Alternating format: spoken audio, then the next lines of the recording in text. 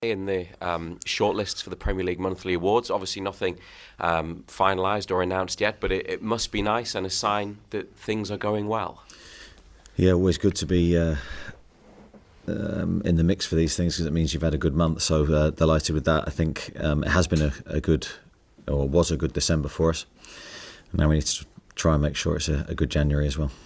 There's obviously a lot of attention on everything Alexander Isak does, but for a player like Jacob Murphy, who's come into the team recently and delivered so much for you, how pleased are you for him that he has received that nomination for Player of the Month? Yeah, I think Jacob's done really well. I think goals and assists is what every attacking player needs in their game. I think he's had a really strong group of games. The goals he scored, I think, have been really good finishes. He's capable of that.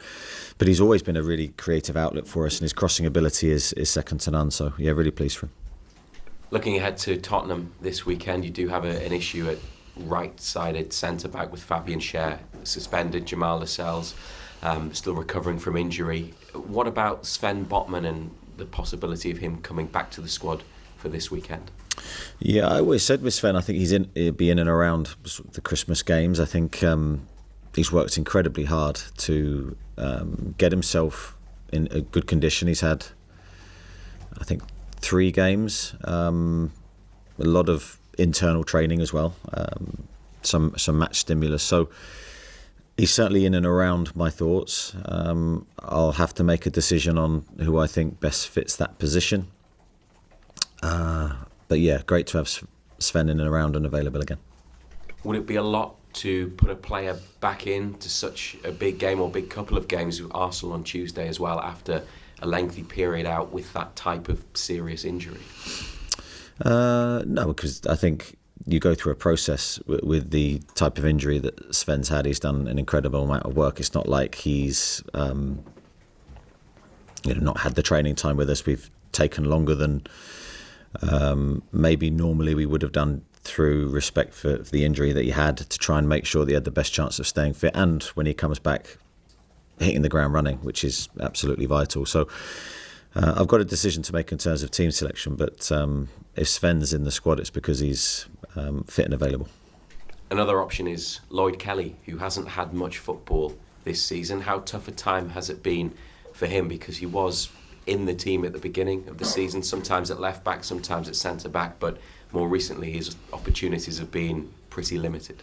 Yeah, they have, but I think that's been down to the form of the lads that have played. I think Lloyd is a versatile player. He can play, as you say, a number of positions.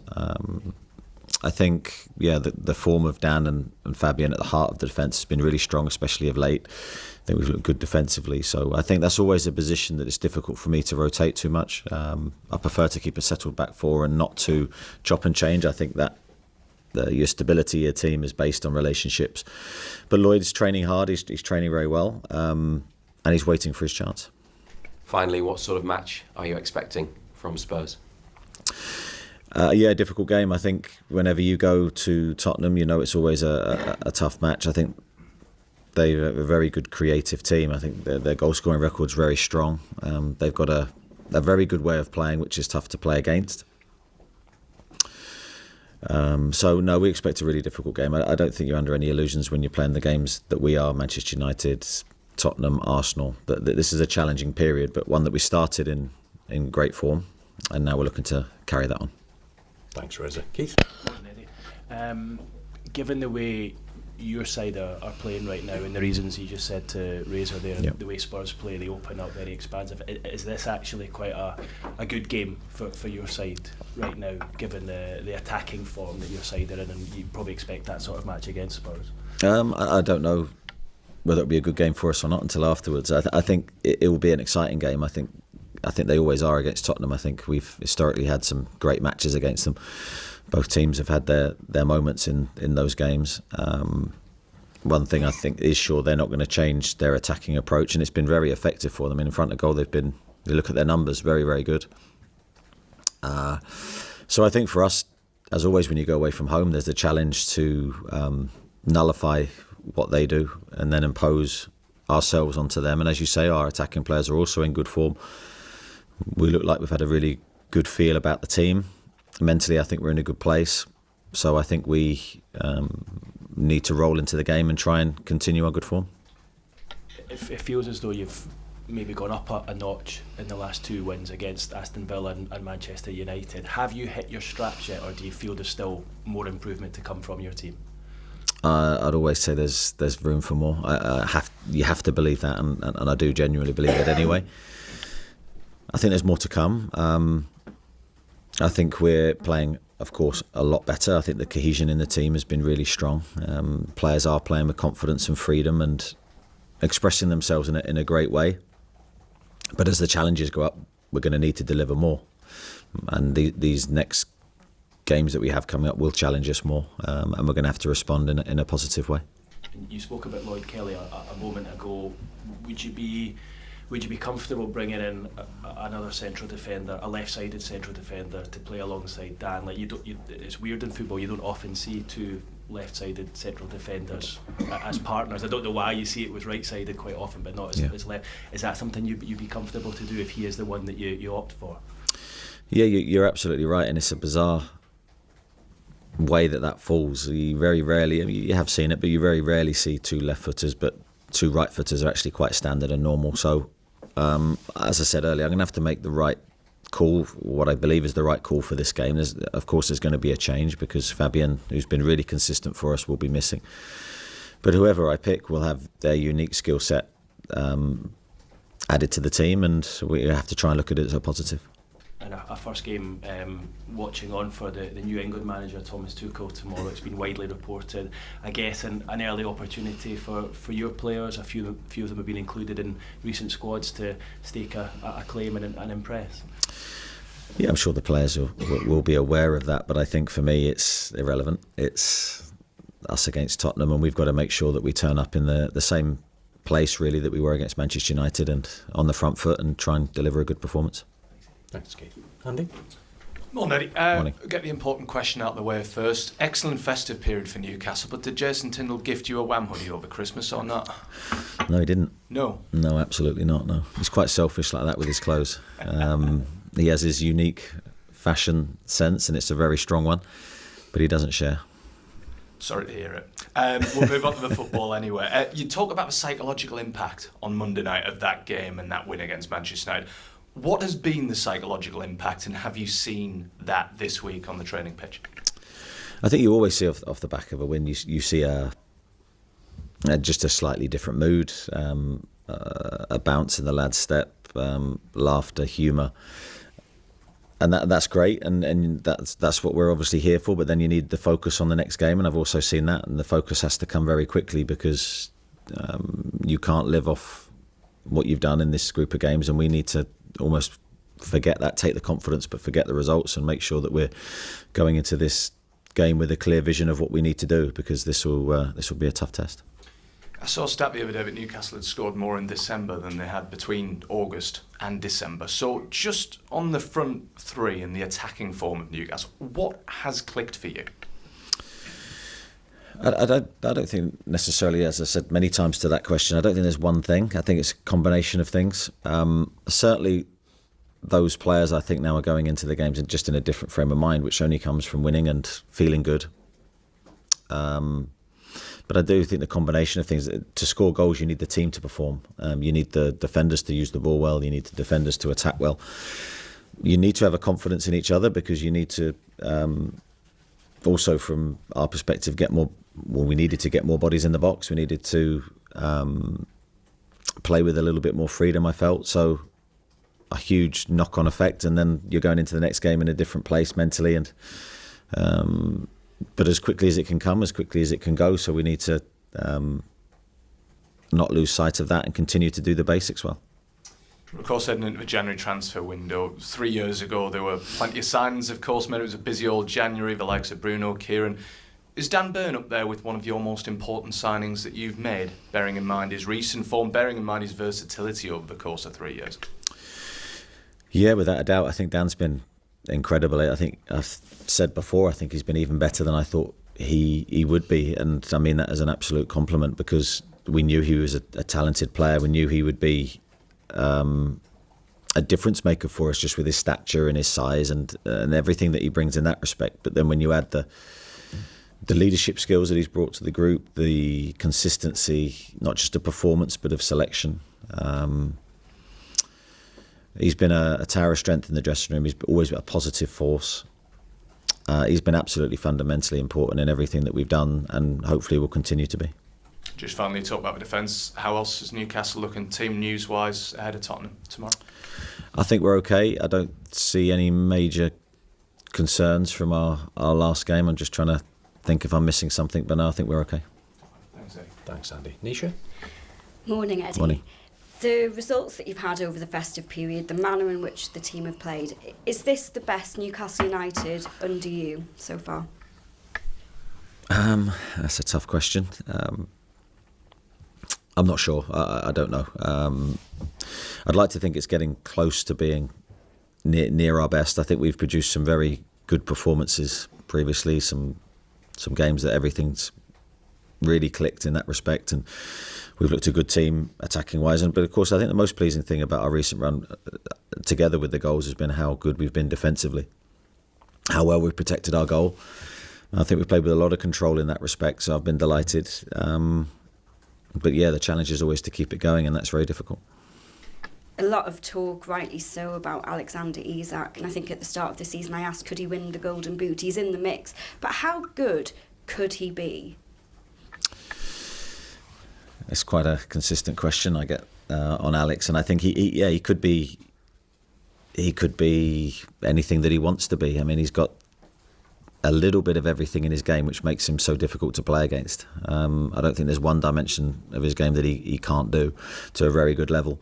I think his challenge is teams will look and try and find a way to stop him continually. That'll be a big focus, I'm sure, for the opposition's preparation, and his challenge is to continue to find a way to hurt the opposition and to evolve his game and continue to improve. We've spoken about Miguel Almiron's future quite a bit in here. I think Charlotte FC in America have gone on record to say they want him. Can you just give us a bit of an update on his future? Well, his future is very much here at the moment. I think Miggy has trained brilliantly this season. He's ready to play, and he's an important player. We were not blessed with a huge number of wide players, so anyone that we have here is vitally important, and Miggy's always proved for us how effective he is when he does play. So I'd say the same for any player until the day that they leave their futures here, and he needs to focus on the next game. Similarly, we've talked about Martin Dubravka and his future, and he is playing in goal at the moment, so you've said you don't want to lose him. Can we just have a bit of an update on Nick Pope's injury? Nick is starting goalkeeping work, so he's back on the grass, diving, etc. He's still not fully training with the group, so I think he's still got a little bit of time to go, but I think his knee's in a good place. Thank you. Thank you. Nisha. Damien, we'll go Lee Ryder and then Ian Merton. Hi, Eddie. Hi. Can you just go back to Sven? I think when his injury first emerged, you told us that he had the option of trying to manage it and play through it or have surgery, and he opted for the former, and it didn't work out for him. But what impact has that had psychologically, and have you had to talk to him about that? No, I think there was a period where, of course, he was disappointed because he was desperate to stay fit. He had a lot to be fit for. He had the Euros coming up. It was a massive part of our season. So I think he was making every effort he could to stay fit and available for us in our pursuit of what we wanted to achieve that season. So it was a massive blow to lose him, and I know how disappointed he was. But I think once the operation was agreed by all parties, I think he then quickly got his head around that, a long period of work. Sven's a very dedicated professional. He's very focused on his career. He wants to do well. So he's gone through a huge amount of work to get himself in the position that he is now, and he looks good. As I said, he's been training for a period of time. Yes, he hasn't had the sort of the match day experience with the team yet, but he's done everything else but that, and I think he's physically in a very good place. Just on a different topic, when you hear pundits saying Arsenal should go and offer Newcastle whatever they want for Alexander Isak, or Manchester City should go out and sign Bruno Guimaraes, do you find that disrespectful? I think it comes with the territory. Now, to be honest, I think maybe in my very early days that would have maybe left more of I'd have had more of an impression on those comments. But I think when you're in the position that I'm in now, you sort of ignore it and it's irrelevant. There'll be so much talk and noise and rumour, and you can't control it all, and you can't even begin to try. So you just have to ignore it and just focus on the facts, I think. Thank you. Lee? Yeah, just to follow up on that, the fan base was actually irked quite a lot by that yesterday, because you had Paul Merson seemed to have this notion that Arsenal can come and just pick and choose who they want. I mean, what's your sort of response to that notion? Well, yeah, first I'm hearing of it, Lee, so I'd probably need to see the comments. But our players are loved by us, wanted by us, and we've got massive games to come, and we need them to perform. So their focus can only be on what they're delivering in the here and now. We can only control what we can control.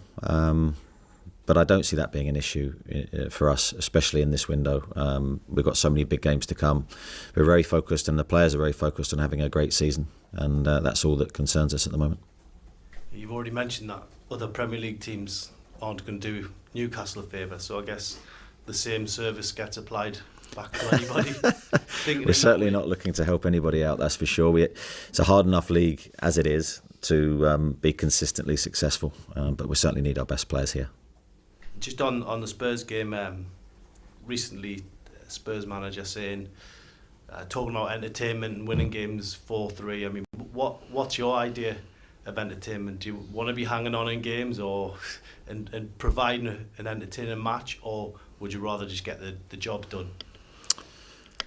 No, I've always said I think we have a duty to try and entertain, but yeah, clarifying that is maybe not as simple. I want the supporters to come and genuinely look forward to seeing the team play, genuinely be excited about what could happen, and I think we've got some great players in the team that I think bring that quality, because you sort of, what's going to happen next?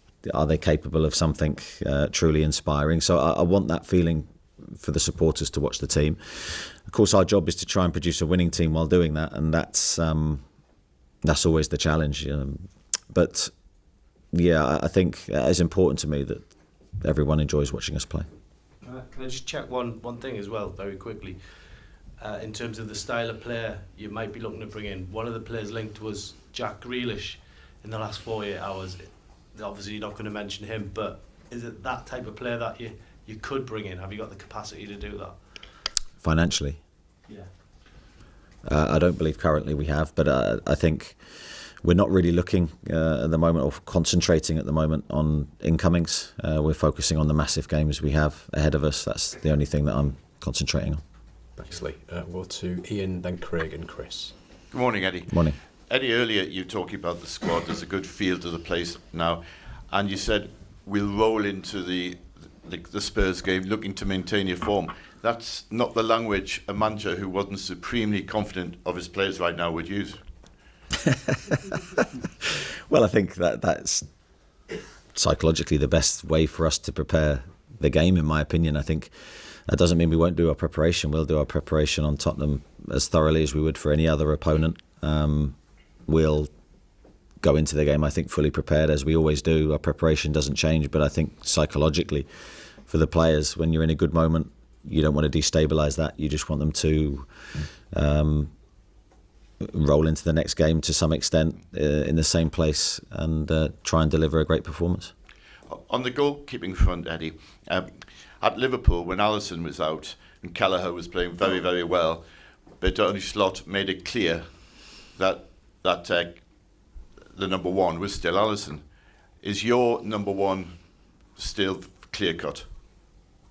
I don't think I have to go into that conversation today. I think Martin has been excellent for us. In every respect of his game, I think he's looked really supremely confident, which is never easy for someone who hasn't played for such a long period of time. His distribution of the ball's been high level. I think he's made important saves when we've needed him to. He's definitely contributed to our team's played. But Nick is a first-class goalkeeper with his unique skill set. And it's great to have two high-level goalkeepers at the same club. And is the age a factor for you with goalkeepers in the same way it might be for other players? In what sense?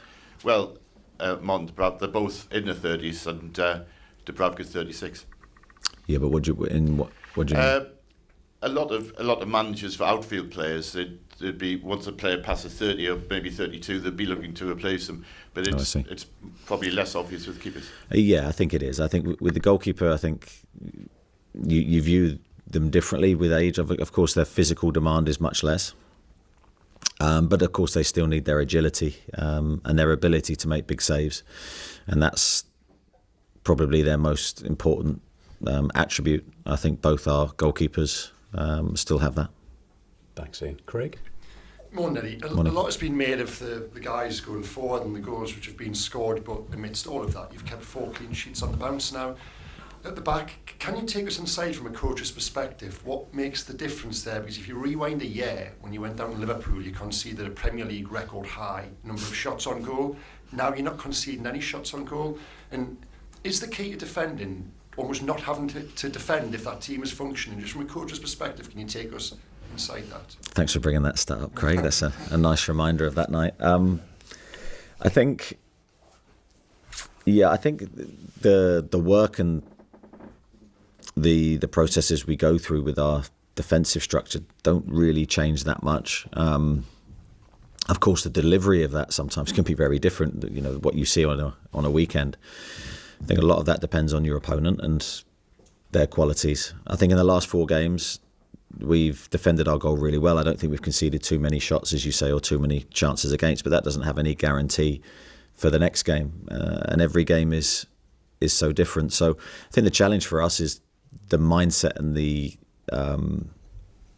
concentration we have to actually defend our goal and the willingness to defend our goal. Against Brentford, we didn't have it. I was really disappointed with our defensive output that day. It was not what I wanted to see from the team, but there's been a much better response. You saw against Manchester United, the chances they did have, we were throwing our bodies in the way and looked like we had a great desire to defend. And I think they're the most important qualities rather than necessarily the tactical viewpoint.